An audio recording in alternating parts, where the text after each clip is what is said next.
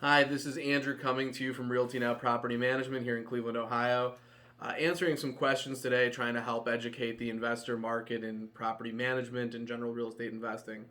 So I recently responded to somebody on a forum with their questions about out-of-state investing, and I made the comment that the local real estate team, your realtor, your manager, and maybe some investment advisors, that team is going to make or break the profitability of your investment. And so somebody reached out to me afterwards and asked me what I meant by that and if I could elaborate a little bit. And so I sent him an email and I responded to him, but I wanted to put a video up and talk a little bit more about it. So the question is why the local team matters, why they make or break the profitability of the investment. The first and overarching reason that your local team is going to make or break your investment is they're going to stop you from buying the wrong property. I can't say that enough. They're going to stop you from buying a bad investment.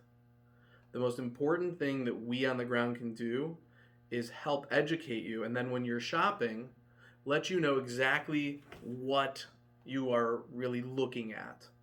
So there's a number of different things that come up. What do we see that you can't see from a distance? So the first thing is location. Location is super important, especially here in Cleveland. There are, for example, mixed school districts. School districts drive a lot of the value of your rental. If you're in a premium school district, people want to spend money to get their kids there. They want to live near the people who want to get their kids there if they don't have kids in that district. So you're talking about buying not necessarily premium property, but a premium location. Now, inside of some of those cities, you might have pockets of that city. It's in a zip code for that city, but that pocket might go to a different school district. In Cleveland, one of the examples that you might find is the border of Cleveland Heights and East Cleveland.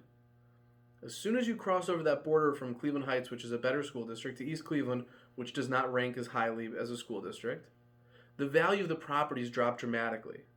It still says Cleveland Heights, and you might see the zip code says Cleveland Heights, but if that property is going to East Cleveland schools, you have to be really careful. The values are not the same. The tenant class that wants to rent in that property are not the same. Other big components are taxes. The tax rates are highly variable.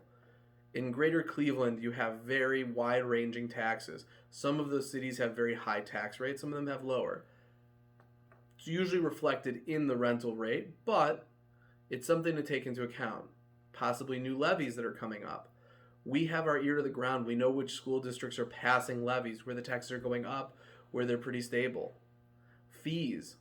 What are the cities doing? Do they have registration ordinances? Are they inspecting your property every year? Are they inspecting your property every 3 years? Are they never doing rental inspections? Those kinds of things, those inspections can really drive up some of your costs. It may actually get you to do some of the deferred maintenance and keep the value of your property up, but some of it's a little bit of a nuisance and maybe an unneeded expense. Those ordinances can also be difficult. When you're dealing with cities that are going to come after the landlords, you might want to watch out for some of those areas. There's some good points and some bad points to it, but it's something to be discussed and to make a decision before you buy the property, not find something out after the fact. Another big component that I think you really have to be on the ground, tied in, is what I'll call the velocity of the area. Is that property moving in the right direction? Is it building? Is it growing? Is there investment there? Is the city getting, some of the larger commercial investors to come in and redevelop? Or is it an area where it's kind of stagnating? There might not be much growth. The local population, some of the owner-occupieds are not spending as much money on their properties, and it's holding back potential growth of the area or maybe even going backwards.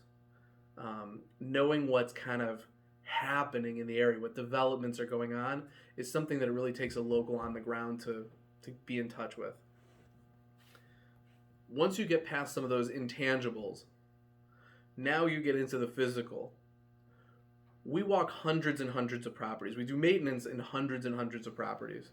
And as investors ourselves with our own properties, we've learned to evaluate what's going on before we buy properties, find and kind of see through to some of those maintenance areas, small tip-offs that you might have expensive electrical or plumbing issues, looking at the roof and building in some of that long-term cost for capital that's going on. Also, driveways. Driveways can be very, very expensive, especially cement driveways here in Cleveland. If they're not taken care of and they're already starting to move, you have to be able to put those in. If you have a home inspector, that home inspector is great. It's absolutely necessary to have as an out-of-state investor. But that home inspector is going to tell you, you need a roofing inspector to take a look at that who's a specialist. You need a plumbing inspector to take a look who's a specialist.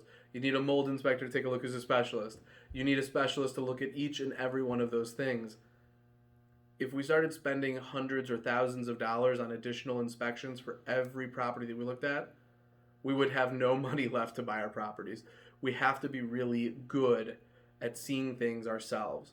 Now, whether that's your realtor, an investment advisor, whether it's your property manager who you're working with, when we walk into those properties, as long as that person is seasoned and has experience in this industry, we can really hone in and see some of those things that are coming up.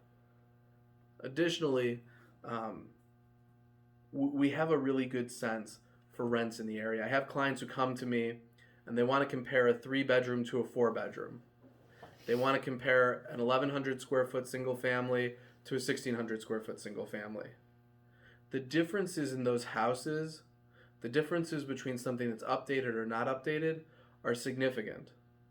Painting a house, putting in new countertops, new appliances, new flooring, these things really add up.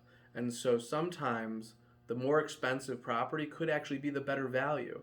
And that's something that, again, being on the ground, walking these properties and getting the feel for what's going on, that's the value that we bring and how we create that return on investment for you, an out-of-state investor, and make sure that you're going to have a profitable investment. Most of our clients here in my office are long-term investors. They're holding these properties for 3 to 5 years plus. These are retirement plans. You have to really look long-term. What am I going to be spending on this over the life of this property? And so that's where, not to beat a dead horse, but again, where you're going to get your return on investment when you buy it at the right price, in the right location, and hopefully with the right condition. If you have any questions about this video or about the services that we offer, please feel free to reach out. Make sure to go ahead and hit that like button. I don't know if it's up or down or sideways, but wherever it is, go ahead and hit it. And feel free to leave some comments, ask questions, or give me some ideas for another video. Thank you.